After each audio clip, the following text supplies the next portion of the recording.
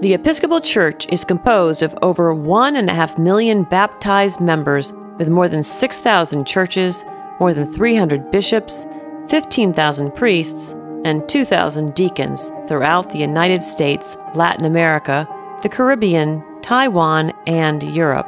While the largest Episcopal church, St. Martin's in Houston, Texas, has over 9,000 members, most congregations have far fewer. For about half of congregations, 50 or fewer people gather on a Sunday morning for worship. The power of the church is not in its size, but in its mission, to be the body of Christ in the world. We may be small in number, but we are mighty in mission. The Episcopal Church is structured something like the U.S. government. That shouldn't be a surprise.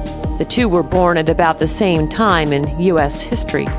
Just like the U.S. government has 3 levels of government, federal, state, and local, the Episcopal Church has 3 levels: the entire church, diocese, and congregations.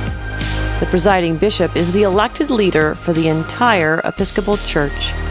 Bishops lead dioceses, and rectors, or priests in charge or vicars, lead congregations. Dioceses are grouped into 9 provinces. Just like the U.S. government, each level of the church has its own governing body.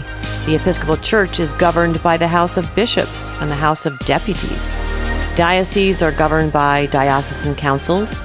Congregations are governed by vestries.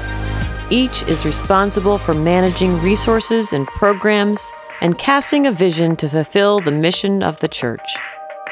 Congregations are collections of people who gather to worship, to learn, and to practice the Christian life together.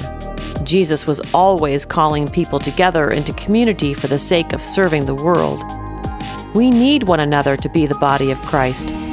Probably the simplest way to define the church is a community of people gathered for the mission of God, caring for God's people and creation, sharing faith stories, and working toward changing unjust social structures. Informally, a member of a church is someone who shows up and contributes to the community in some way.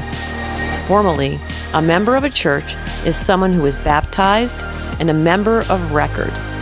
The distinction becomes important when it comes to participating in the governance of the community. To be a member of the governing body of a church, you first have to be a member. The structure of the Episcopal Church is important to know, but the Episcopal Church is much, much more. It is a people gathered who give their hearts to God, follow Jesus, worship God, and work in the world to fulfill God's mission. Episcopalians bring the good news to their families, friends, schools, and work.